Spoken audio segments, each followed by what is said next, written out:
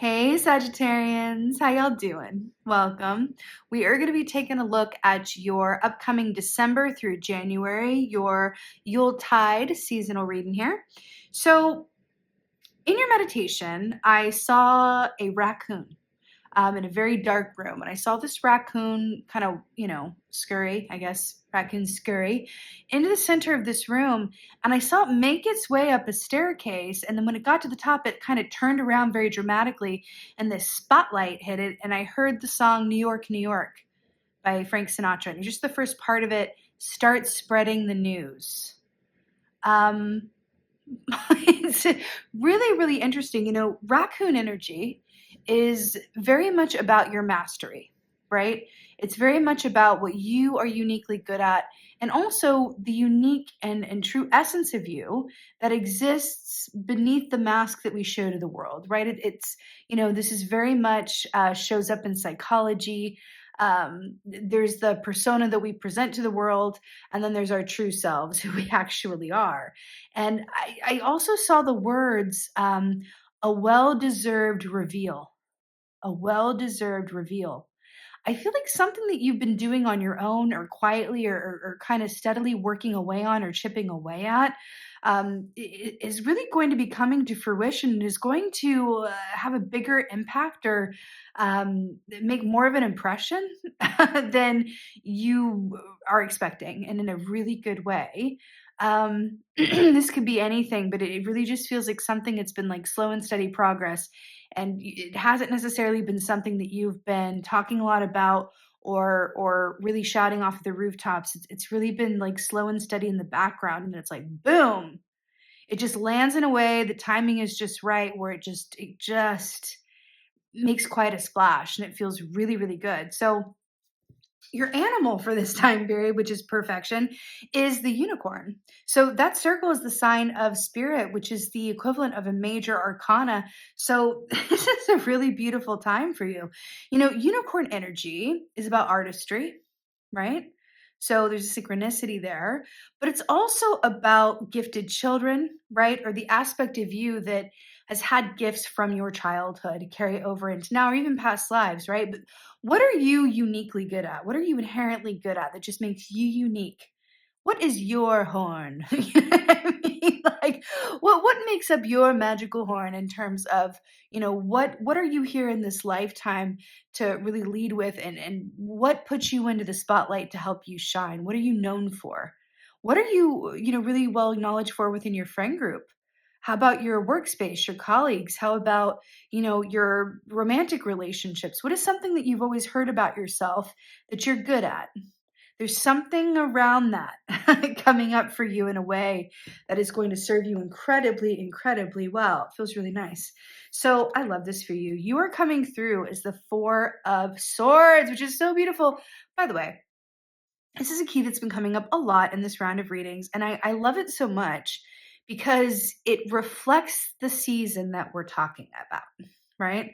Yule season, especially in the Northern Hemisphere, Yule season is very much about doing as nature does. We shed our leaves, we welcome the darkness, we welcome the stillness, we welcome the simplicity and the quiet of this season, right? It only comes around once a year, right? So it would be a shame to miss it. It can be difficult because this is also a time of year where we light up everything. We have lights everywhere. There's a lot of events and holiday activities and going here and there. But think about how things were, pre-industrial revolution, like when holidays became, a source of commerce. And think about how your ancestors might have seen this time, might have enjoyed this time, right? Think about that because in your DNA, in your makeup, is the desire and the understanding of how to do the same. And just like the trees that shed their leaves and are still, we also can give ourselves the gift of stillness. And that just feels incredibly important. That is Four of Swords. This is also about having a really restful mind, being at peace, allowing yourself to recharge and recoup and heal that heart space and really click into that third eye, just like this lamb energy. This is Page of Cups energy here, right? I'm really hearing to do things that really light your artistic fire or your personal genius, whatever that is for you. This could be playing, video games or something. Like you're really good at that, and it just lights up all your creative centers in your brain, and it's gonna, do something beautiful to your energy to prepare you for what's coming next. Really allow yourself to follow your impulses during this time, especially as it relates to how you spend your time. Feels important. It feels like you're kind of going through like an artistic, not just an artistic, I would say a creative, because creativity is not limited to artistry. So sort of like a creative gym time that feels like it's gonna, I don't know, work on you in a certain way that just prepares you for this reveal, that just kind of gets all the cogs moving in just the right way. It's really, really beautiful. So in your place of challenge, you have the Nine of Wands. So this makes a lot of sense. It does act in counter to the Four of Swords here. Nine of Wands, this is that wounded warrior key, right? This is feeling like you could really use a rest and a recharge and, possibly a large drink of water or whatever this is. The Wands, as you know, as a Sagittarius, is fire energy. And the Wands are about the actions that we do or don't take, whether around it's the work that we love to do or the relationships about which we're passionate, right? But it's about doing. It's about the doing. And oh, I did not make that connection until this very moment. In the meditation, I saw the raccoon go up to the top of the stairs, and then the spotlight came on. The moon is at the top. Interesting. Interesting. Um, for you, when this comes up as a place of challenge, this is really very clear to me that it just says, allow yourself to recover from everything that's come before. A really beautiful way to do this, especially if you're feeling, as a fire sign, I know you can relate to this. I'm a fire rising, I'm Sagittarius rising, so I definitely can relate to this. Um, Sometimes when, there's less going on in our situation, if we're off work, if it's a holiday season like we're going into, even when we're going into the cooler months or things were, a bit quieter during this time of year, it can be very easy to get restless or feel like we should be, quote, doing something. And I'm hearing for you that the best way that you can face this Nine of Wands challenge in front of you is to reflect on everything that you've accomplished in the previous year. That's a really good antidote. I do it myself. It's like, oh, I'm feeling right. I feel like I should do something, but I really promised I would rest during this time. I promised I would just, allow myself to play and be free and not do that house project, not, clean out that given, part of the garage that can definitely wait, but I'm feeling like I should do something, like whatever that is for you. This could be an obligation around like a family event. This could be anything, but a really good surefire tonic that I have found around that is going, let me just think about everything I've already done this year. And suddenly this becomes a lot more clear. I'm hearing allow yourself to plug in and recharge that battery. It's incredibly important, and we don't know when that chance is going to come around again. It's reminding me of the Gemini reading this, by the way. If you have Gemini prominent placement anywhere in your chart or know a Gemini that you're going to be spending time with during this season, you might want to check that out for some more clarity. So your advice is Queen of Wands, but it's in reverse. So this is you in your divine feminine form, Queen of Wands. She's my favorite. She's amazing. She's incredibly confident. She's artistic. She's a leader. She's going to inspire you to greatness, but she's also going to fix you a plate of food. She's the consummate, in my opinion. She's the consummate mother. She's the aspect of Empress, right? That really talks about the home and the hearth. Look at that snake protecting her eggs there, right? The fact that this came out in reverse for you or your advice, really says to me, instead of seeking the heat, right? Remember fire and what that means. It's about action, it's about energy, it's about purpose, it's about soul mission, right? I'm hearing to allow yourself be in the snow, allow yourself not to seek the heat, but allow yourself to be frozen into stillness, but in a good way, right? Like reptiles, they seek out the heat because they're cold-blooded. And the fact that this is coming up in reverse for you as your piece of advice, I'm really hearing to allow yourself not just to do less, but allow yourself to find purpose and intention in stillness, right? Because the Queen of Wands is all about action. What are we going to do? Where are we going? Who can I take care of? This could also be about prioritizing your own needs over the needs of others. Because the Queen of Wands in her shadow aspect puts other people before herself to her own detriment. similarly to the Queen of Cups, but Queen of Wands is especially guilty of this in her shadow aspect, right? Prioritize your own needs and understand that the more you do that, the better you'll be in a position to, see to the needs of others as it feels right, right? Something about that. Something about that. So in your place of victory, you have the Daughter of Cups, which is Page of Cups. Really beautiful energy. It's Page of Cups too with this lamb energy here. So I love that this is your victory because it really shows that you're following the blueprint.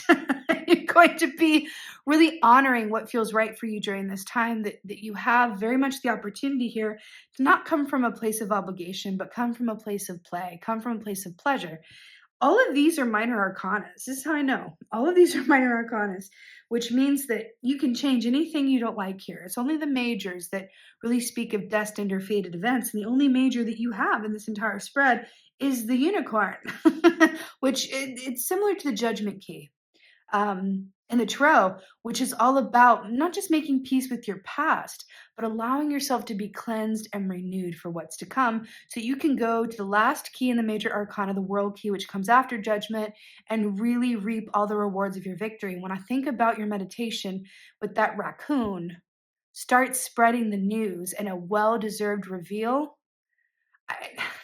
I feel like there's something about that where the timing is incredibly important, but you're also, and this has come up a lot as a theme during the season, but you're really being encouraged to allow yourself to fully embody the present moment through a place of play and pleasure, not only because you've deserved it and you've earned it, but as a tonic to the chaotic energy that is going on right now in the world, right? That's the tonic. Play, present moment, connecting in from that heart place with your loved ones, with the things that really matter. Allow your mind to be at rest, allow your heart to be full. So, in your place of outcome, we have the Nine of Swords, which is nightmares, trouble sleeping, but it's also about the messages you get from your nightmares. It's your shadow side speaking to you, trying to get your attention with the Eight of Pentacles. Now, Eight of Pentacles is hard work and talent meeting up with divine timing. The fact that this is in your place of outcome in this context really says, because it reminds me of the raccoon going up the stairs as well, and the way that mountain goat can get through crevices and find a path that no other animal really could up the side of that mountain. This is really saying to me in your place of outcome that I feel like you have the opportunity to come out of this time and very, very ready, very, very ready for what's coming up for you, but incredibly well seated into the work that you do, why you're here, and your purpose around it. I feel like you're very focused. You're very strong-minded about the work that you want to do and what you want your physical reality to look like. Because remember, the pentacles are about our physical experience. They're about our physical health. They're about the home, the physical home that we live in, and about our finances, right? Everything of the earthly experience. So it's the way that the goat is looking at that, that kind of bird as well. I feel like there's an aspect of this where you're able to come out of this time, not just with a little bit more clarity, but I'm seeing that image of, watch pot never boils, that saying. I feel like the more that you allow yourself to not think too much about what you're manifesting or what you want next year to look like, the more clarity you're going to have around it, and the next steps are going to become a lot more clear. If you just take your eye of Sauron off of the future and off what you want at the moment, right? This is not a time to think of New Year's resolutions, funnily enough, not for you. This really feels like this is a time to appreciate where you've been, allow your mind to be at rest, allow your heart to be full, and then the answers are going to come to you in your dream time and in the moments you're not watching your own pot of potential, right? It's boiling. There's a well-deserved reveal coming. I just feel like aspects of it are a little bit hidden within that raccoon energy that you don't need to know immediately. I cannot tell you what a theme this has been in this round of readings. So it's not just you where it's like, oh, okay, we're seeing what we see, but there's stuff coming that is not ready to be revealed. This is something very much going on within the collective, okay? So your Yule oracle here is ornaments, 25. So it is, a remembrance of what was and with what will be, a fragile beauty beaming upon thy. This oracle very much talks about considering, and makes a lot of sense with the judgment key here with the unicorn, considering what has worked for you and what has not, and then making any changes within your physical, the way that you think about things or the way that you approach problems or opportunities, and really being honest with yourself about that, and really considering your life from the perspective of, what do I want to welcome more of, and what would I like less of. And again, this isn't something that you're sitting down with a journal and working at and really trying to make things happen. I really see this coming as a result of naturally coming as a result of engaging in play, like this Four of Swords here, like this Page of Cups, right? In the place of your victory. It's, you're painting and then you start to realize, like, you know what?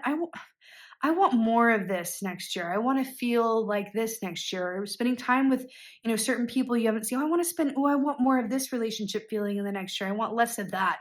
Things are coming into greater clarity for you when you're not actively trying to figure out what you want your world to look like in the next year. That's what it feels like. The watch pot never boils.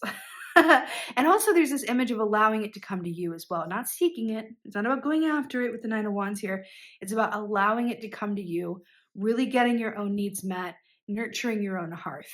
That's what I'm getting for you. This is about nurturing your own hearth and allowing your own fire and flames, whatever that is for you, whatever you're really passionate about, right? To just stoke whatever that is for you and trust that, what's coming next on the other side of this time is going to be there waiting for you in perfect timing and in perfect formation. So enjoy where you are, right? You deserved it. You deserve it. You've earned it.